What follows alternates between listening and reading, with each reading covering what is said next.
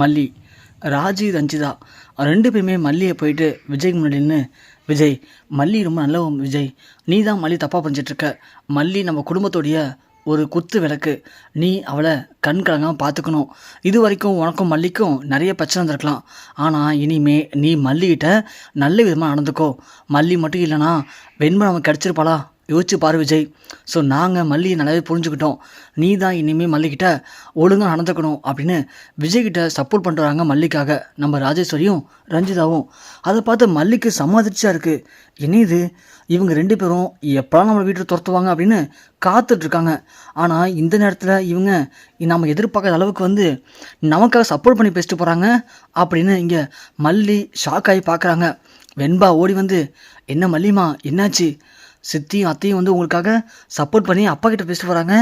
இதெல்லாம் சரியில்லையே, ஏதாவது பண்ணீங்களா என்ன நீங்கள் அப்படின்னு மல்லி கேட்குறாங்க. அன்னப்பொண்ணி மல்லிகிட்ட, என்ன மல்லி, என்ன இது, ஒன்றும் புரியலையே. இது 2மே உன்னை எப்போ அந்த வீட்டை துரத்தலான்னு பார்க்கும். ஆனால் இன்றைக்கி இது 2 உனக்காக சப்போர்ட் பண்ணி பேசிட்டு போகிறத பார்த்தா ஏதோ சந்தேகமாக இருக்கே. ஆடு நனையிறதை பார்த்தா எனக்கு ஏதோ பெரிய டவுட்டாக இருக்குது மல்லி அப்படின்னு எல்லாருமே மல்லியை பார்த்து கேட்குறாங்க. ஆனால் இங்கே என்ன நடக்குதுன்னு மல்லிக்கே புரியல. அப்போ தான் நம்ம அரவிந்த் வராங்க.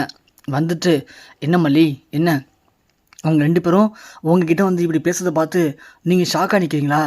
அவங்க 2 பேரும் இப்படி பேசுறதுக்கு காரணமே நான் தாங்க அப்படின்னு அரவிந்த் சொல்லவும், உடனே மல்லி, என்ன அரவிந்த் இப்போ என்ன பண்ணி வச்சுருக்கீங்க? இங்கே பாருங்கள், நான் தான் சொல்லிட்டேன்ல, தயவு செஞ்சு நீங்கள் எனக்காக எதுவும் பண்ண வேணாம். நீங்கள் ஏற்கனவே பண்ணதே போதும். நீங்கள் பண்ணனால தான் இன்றைக்கி விஜய் அடிப்படை வீட்டில் இருக்கார். சொல்லப்போனால் அவரை உயிருக்கே பெரிய ஆபத்தாக இப்போ முடிஞ்சிருக்கும். உங்களுடைய விளையாட்டில் அவரை தயவு செஞ்சு தலையிடாதீங்க. வேணாம் அரவிந்த். ஐயோ மல்லி, கொஞ்சம் நான் சொல்கிறது புரிஞ்சுக்கோங்க. நான் உங்ககிட்ட விஜய் உங்கள் மேலே உண்மையாக லவ் வச்சுருக்காரோ இல்லையான்னு ப்ரூவ் பண்ணி காட்டுறேன்னு சொன்னேன்.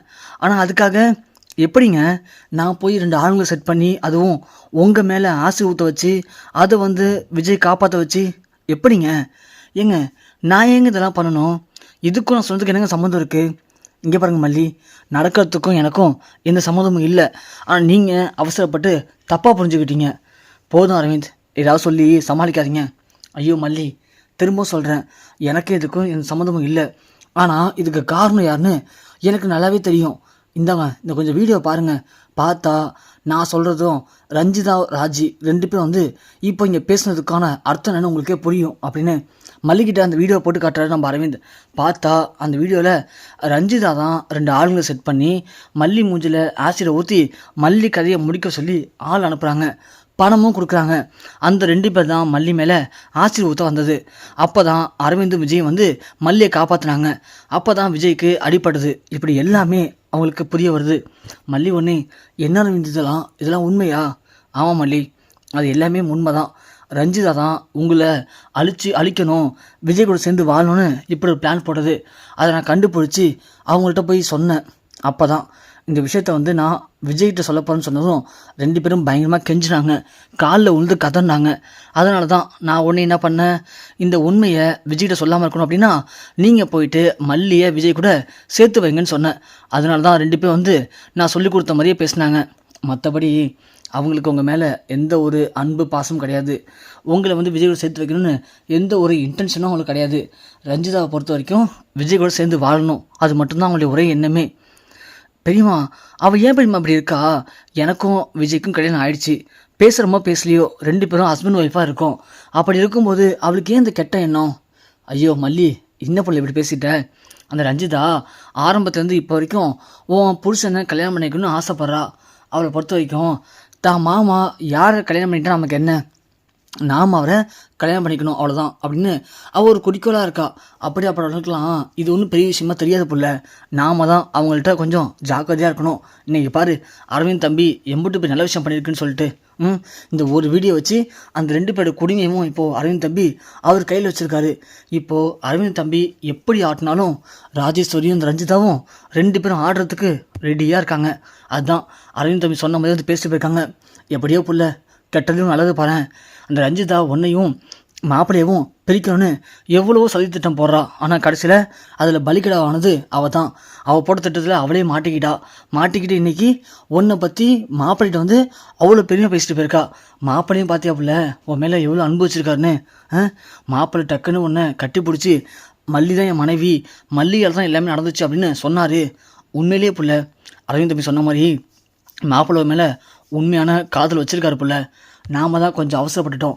மாப்பிள்ளை ஏதோ ஒரு காரணத்துக்காக உங்ககிட்ட கொஞ்சம் கொஞ்சம் மூஞ்ச காட்டுறாரு, அவ்வளோதான். ஆனால் உள்ளுக்குள்ளே அந்த பாசம் இருக்குது புள்ள, நீ தைரியமாக இருக்கலாம் புள்ள அப்படின்னு அண்ணன் பண்ணி சொல்கிறாங்க. டக்குன்னு அப்பன்னு பார்த்து மல்லிக்கு வாமிட் வருது. மல்லி ஓடி போய் வாழ்ந்துருக்குறாங்க. அதை பார்த்து ராஜிக்கும் நம்ம ராஜேஸ்வரிக்கும் ஒன்றுமே புரியல. என்ன இது, இவன் வாழ்ந்துருக்கிறா அப்படின்னு. உடனே வந்து ரஞ்சிதா கேட்குறாங்க, ஏய் என்னாச்சு உனக்கு, ஏன் வாழ்ந்துருக்குற அப்படின்னு கேட்ட உடனே டக்குன்னு அண்ணா பொண்ணி, அதுவா ரஞ்சிதா ஒன்றும் இல்லை, அவளுக்கு நேற்று நைட்லேருந்து ஒரே வாந்தியாக இருக்கான், எது சாப்பிட்டாலும் கொமட்டிட்டு வருதான், அது மட்டும் இல்லை லைட்டாக தலை சுத்தலும் இருக்கான், மாங்காய் சாப்பிடணும் போல இருக்குன்னு சொல்கிறான். அப்படின்னா என்னவா இருக்கும் அப்படின்னு அன்னப்படி சொன்ன உடனே ரஞ்சிதா, ராஜிமா இங்கே வாங்கலேன், இவன் என்னென்னமோ சொல்கிறா பாருங்க அப்படின்னு சொல்ல உடனே மல்லியும், ஆமாம் எனக்கு அப்படி தான் இருக்குது பெரியம்மா அப்படின்னு சொல்கிறாங்க. இல்லை இல்லை அப்படிலாம் இருக்க வாய்ப்பே இல்லை, விஜய் இன்றைக்கி தான் உங்ககிட்ட பேசவே ஆரம்பிச்சிருக்கான். அப்படி இருக்கும்போது உன் வயிற்றில் குழந்தை வளருதுன்னா அதுக்கு யாருடி காரணம், உண்மையை சொல்லு அப்படின்னு சொன்ன உடனே அன்னப்பண்ணி, என்ன ராஜேஸ்வரி வளர்ந்துருக்க, உனக்கு கொஞ்சம் கூட அறிவே இருக்காதா, ரஞ்சிதா தான் சின்ன பொண்ணு, அவளுக்கு ஒன்றும் தெரியலை, உனக்கு கூட ஒன்றும் தெரியாது. அன்னைக்கு ஞாபகம் இருக்கா, நம்ம மல்லியும் விஜயும் கம்பெனிக்கு போனாங்களே, அன்னைக்கு கூட செக்யூரிட்டி தெரியாமல் கதவை மூடிட்டு போயிட்டாரு, அதை கூட நான் தான் ரெடி பண்ணு சொல்லி என் மேலே பழிய போட்டிங்களே, ஞாபகம் இருக்கா அந்த சம்பவம். அந்த சம்பவத்தில் 2 பேரும் ஒரே ரூமில் இருந்தாங்க, அது மட்டும்தான் உனக்கு தெரியும். ஆனால் 2 பேரும் அன்னைக்கு ஏசியில் என்ன பண்ணாங்கன்னு தெரியுமா, அதெல்லாம் நான் சொல்லக்கூடாதுன்னு நினைக்கிறேன். பெரியம்மா என்ன இது, இருப்புல இவனுங்க தான் சின்ன பிள்ளைங்க மாதிரி ஒன்றுமே தெரியாதுன்னு சொல்கிறானுங்களே, அப்போ இவளுக்கு விளக்கமாக தான் சொல்லணும். அன்னைக்கு தான் திடீர்னு கரண்டு போச்சு, இருட்டில் நம்ம மல்லி புள்ள பயந்து போச்சு. அப்போது விஜய் தம்பி தான் மல்லிக்கு பயத்தை போக்குறதுக்கு மல்லி அப்படியே கட்டி அணைச்சிக்கிட்டாரு. அதுக்கப்புறமும் சொல்லணும் சொல்லு, நான் சொல்கிறேன். அப்படி இருக்கும்போது அப்புறம் மல்லி எப்படி வாந்தி எடுக்காமல் இருப்பா, வாந்தி எடுக்க தானே செய்வா. ஏன்னா மல்லியை விஜய் தம்பிக்கு அவ்வளோ பிடிக்கும். ஆனால் இங்கே வந்தால் மட்டும்தான் உன்னை பார்த்த உடனே உன் தம்பியா நீ ஆட்டி வைக்கிற பூதமாக செயல்படுறாரு. நீ இல்லைன்னா விஜய் தம்பி அப்படியே குழந்த மாதிரி, அப்படியாப்பட்ட குழந்தைய யாருக்கு பிடிக்காது. அதுதான் அந்த குழந்தை இப்போ மல்லிக்கு ஒரு குழந்தைய கொடுத்துருக்கு அப்படின்னு அன்னப்படி சொல்கிறாங்க. அதை கேட்டதும் ராஜுக்கு ரஞ்சிதாவுக்கும் அப்படியே வயிறுலாம் பற்றிக்கிட்டு எரியுது. ஓ அப்படியா, பரவாயில்ல, நான் நினச்ச மாதிரி நீங்கள் குழந்தை பெற்றுக்க முடிவு பண்ணிட்டியா. ஏற்கனவே விஜய் நான் சொல்லியிருக்கேன்ல, குழந்தை ஒன்று பெற்றுக்கிட்டு இந்த சொத்தெல்லாம் ஆட்டிய போட ட்ரை பண்ணுறா மல்லி அப்படின்னு. பரவாயில்ல, இப்போ நீங்களாவே வந்து மாட்டிக்கிட்டீங்க வாண்டடாவே. இந்த ஒரு விஷயம் போதுமே, விஜய்கிட்ட சொல்லி உன்னை என்ன பண்ணுற மட்டும் பாரு அப்படின்னு ராஜு சொல்ல அரவிந்த் உடனே, என்ன மேடம் என்ன அதுக்குள்ளே மறந்துட்டிங்களா, ஓ அடிக்கடி ஞாபகப்படுத்தணும் போலக்கு, என்கிட்ட உங்களுடைய குடுமி என்கிட்ட இருக்குது மேடம், நான் என்ன சொல்கிறேன் அதை நீங்கள் கேட்க முடியும். நீங்கள் விஜய் சார்கிட்ட போயிட்டு அதெல்லாம் ஒன்றும் சொல்ல வேணாம். நீங்கள் போயிட்டு என்ன சொல்கிறீங்கன்னா, விஜய் கங்க்ராட்ஸ், மல்லி இப்போது கர்ப்பமாக இருக்கா அப்படின்னு சந்தோஷமான செய்தியை நீங்களாவே சொல்லுங்கள். சொல்லி விஜய் சாரை சந்தோஷப்படுத்துங்க. அவர் சந்தோஷத்தில் அப்படியே இறங்கி ஓடி வந்து மல்லி அப்படியே கட்டி தூக்கி சந்தோஷப்படணும். அந்த அளவுக்கு நீங்கள் என்ன பண்ணணும். என்ன அரவிந்த், என்ன மிரட்டி பார்க்குறியா? ஆமாம் மேடம், மிரட்டி தான் பார்க்குறேன். எவ்வளோ நாள் தான் நீங்களே மிரட்டுவீங்க எல்லாரையும், அப்புறம் உங்களை யார் தான் மிரட்ட முடியும். அதான் உங்களை மிரட்டுறதுக்கு அந்த ஆண்டனா பார்த்து மல்லிக்கு துணையாக என்ன இங்கே அனுப்பி வச்சுருக்கான். நான் இருக்க வரைக்கும் இனிமேல் மல்லிக்கு இந்த வீட்டில் எந்த ஒரு கஷ்டமும் வராது, வரவும் விட மாட்டேன்.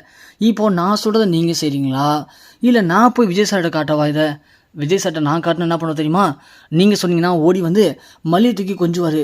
அதே நான் போய் விஜய் சார்கிட்ட வீடியோ காட்டினேன்னா விஜய் சார் அதே மாதிரி இறங்கி ஓடி வந்து உங்கள் 2 பேரும் அப்படியே கழுத்தை பிடிச்சி தொக்கா கொண்டு போய் வெளியே தள்ளி விட்டு கதவை மூடிடுவார்.